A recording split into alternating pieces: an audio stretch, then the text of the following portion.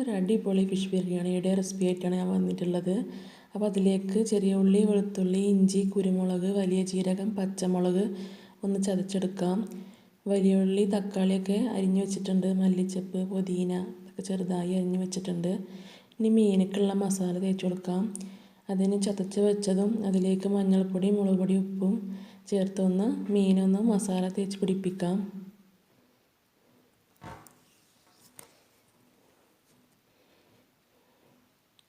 ഇപ്പോൾ ഇതാ മസാലയൊക്കെ തേച്ച് പിടിപ്പിച്ചിട്ടുണ്ട്.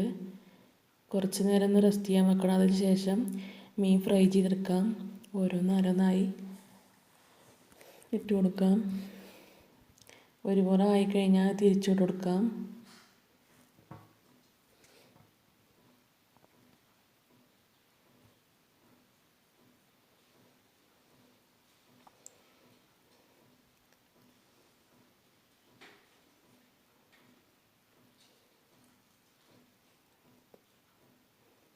ആയത് ചട്ടിയിൽ നിന്ന് മാറ്റിയെടുക്കാം.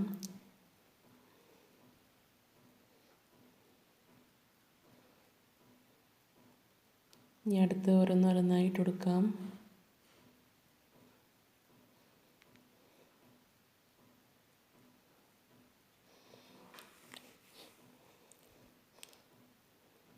അപ്പോൾ ദാ അപ്പോഴേക്കും ബിരിയാണി അരി വേവിക്കാൻ വെച്ചിരുന്നു. അത് വെന്ത് ഊറ്റി വെച്ചിട്ടുണ്ട്. ചെമ്പടുപ്പിൽ വെച്ചത് വെളിച്ചെണ്ണ ഒഴിച്ചു. വലിയ ഉള്ളി ഇട്ട് നന്നായി വഴറ്റി കൊടുക്കാം.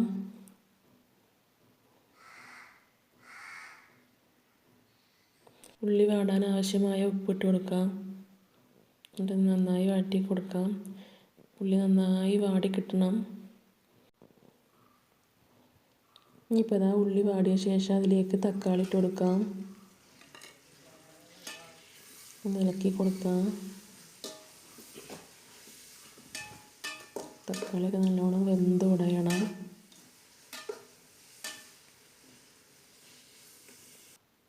അതുപോലെ വഴറ്റിയെടുക്കണം.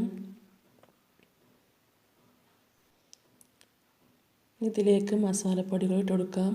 മഞ്ഞൾപ്പൊടി, മുളക് പൊടി, ഗരം മസാല, മല്ലിപ്പൊടി, ഫിഷ് മസാല എന്നിവ ഇട്ട് കൊടുക്കാം.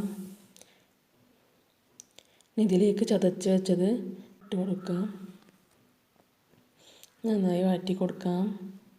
വെളുത്തുള്ളിയുടെ ഇഞ്ചിയുടെയൊക്കെ പച്ചമണം മാറുന്ന വരുന്ന വഴറ്റി കൊടുത്ത് അതിലേക്ക് തൈര് ചേർത്ത് കൊടുക്കാം.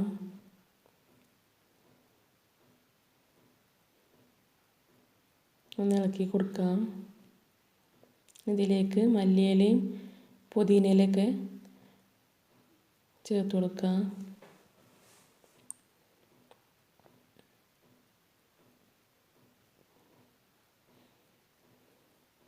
ഒന്ന് ഇളക്കി കൊടുക്കാം. ഇതിലേക്ക് വേപ്പില ഇട്ട് കൊടുക്കാം.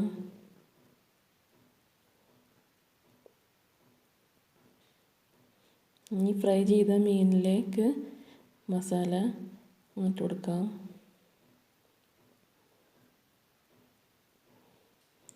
ഇതിൻ്റെ മേലെ കൂടെ അങ്ങനെ പരത്തി കൊടുക്കാം.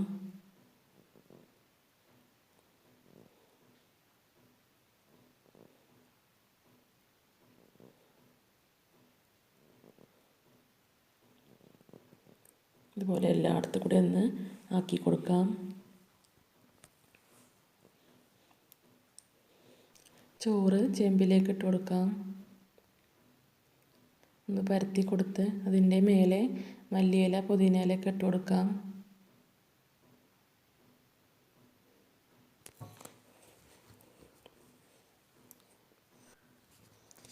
ഗരം മസാല മേലെ കൂടെ തൂവി കൊടുക്കാം.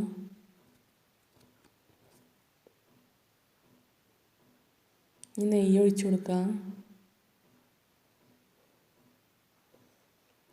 നെയ്യിൽ ഉള്ളി, അണ്ടിപ്പരിപ്പ്, മുന്തിരിയൊക്കെ വറുത്തെടുത്തത് അതിൻ്റെ മേലെ കൂടി ഇട്ട് കൊടുക്കാം.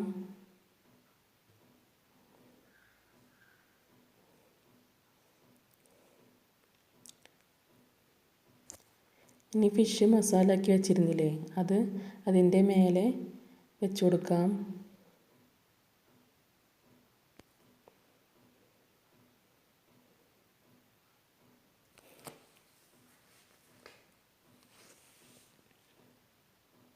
ഇനി മൂടി വെച്ച് കുറച്ച് നേരം അടുപ്പിൽ വെക്കാം.